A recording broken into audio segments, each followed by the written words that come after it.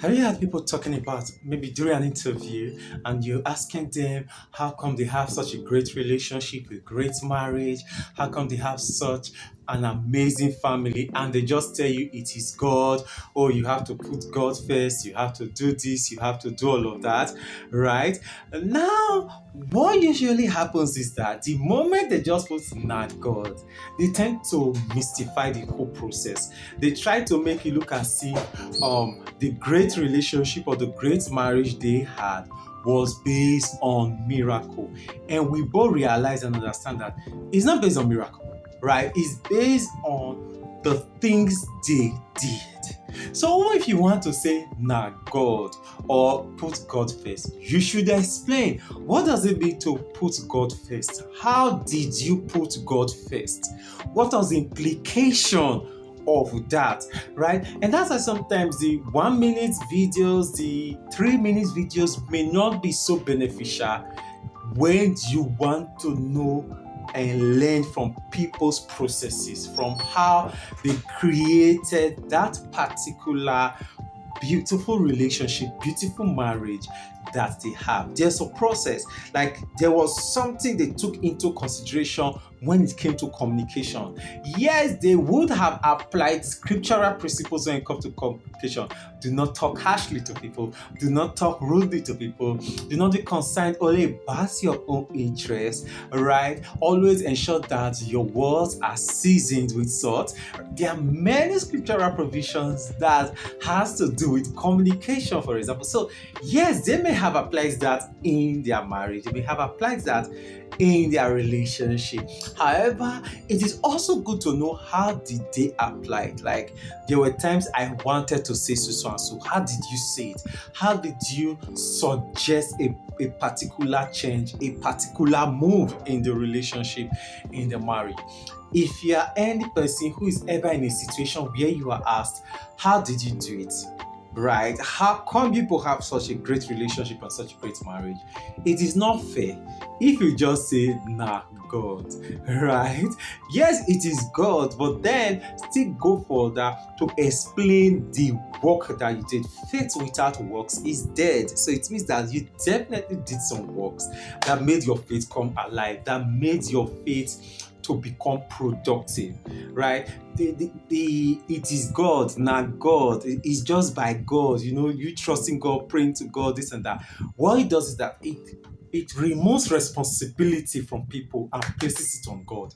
So we have more people today in the Christian faith and also even in other religions who spend more time and more energy praying to God to have a great marriage, praying to God to have a great relationship, praying to God to have a great family rather than do the work. When we as counselors and as therapists, we tell them this is the work you're supposed to do, right? This is what you are supposed to do to actually achieve that particular thing that you want. They don't want to. They just rather prefer to pray to God. So you find people who are more willing to do several days of fasting and prayers for their marriage than say the right words, take the right steps, make the right actions. And this is very tiring. It is tiring because I also see it in the family court. Because when I'm in the family court, I can actually know why this relationship broke down. I know scripture says do not break a hedge, and of course do not give a devil a foothold, because if you give him a foothold he's going to take a man. But you see, what do you do to build that hedge? It is not only prayer. Trust me, it is not only prayer. As someone who has done counseling and have worked with people for 20 years and counting, and as a person who is also a family law lawyer, I can tell you that it's that building that hedge around your marriage is not prayer. It's not only prayer. Ensuring that there's no crack is not only prayer. There are responsibilities, there are duties that you ought to do. That is why we have the 10 Commandments. That's why we have the rules of Leviticus, the rules in Deuteronomy.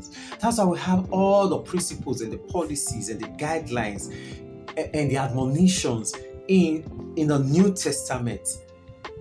If it was just prayer, we'll just pray. And prayer will solve everything. Of course, prayer changes things. Yes, prayer changes things when you collaborate with prayer.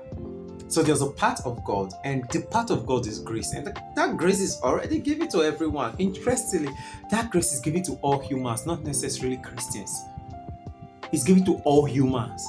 If you choose today and say, I want to have a great marriage, I want to have a great family, all of heaven will collaborate with you to make it come to pass, irrespective of your religion, as long as you are not violating God's eternal laws, right? So we have eternal laws, we have divine laws. So God has already given eternal laws on how marriage would work. If you collaborate and apply those laws and principles, no matter your religion, you have a great marriage. So it's not necessarily, oh, just praying. I know the effective, fervent, effectual prayer of the righteous. Right? I understand all of that. But you see, there's a part for you to play. There's a place for love. There's a place for respect. There's a place for commitment. There's a place for being there. So when you hear people just say, nah, God, please ask them further, how? Explain to us further, how is it now God? Like, what did you do? What did God tell you to do? How did you try to please God? It is the same way, like in my marriage. Anytime I want to do this, I ask myself, how will this act in my marriage please God? Like the way I am treating my spouse, understanding that my wife is God's daughter. All right. Understanding the fact that my wife is God's daughter, which means that God is my father-in-law. Right. How does God expect me to treat his daughter when it comes to money, when it comes to respect, when it comes to sex, when it comes to domestic chores, when it comes to parenting, when it comes to companionship, when it comes to all the different aspects of marriage? Now God, right, has to do with the grace that God gave you.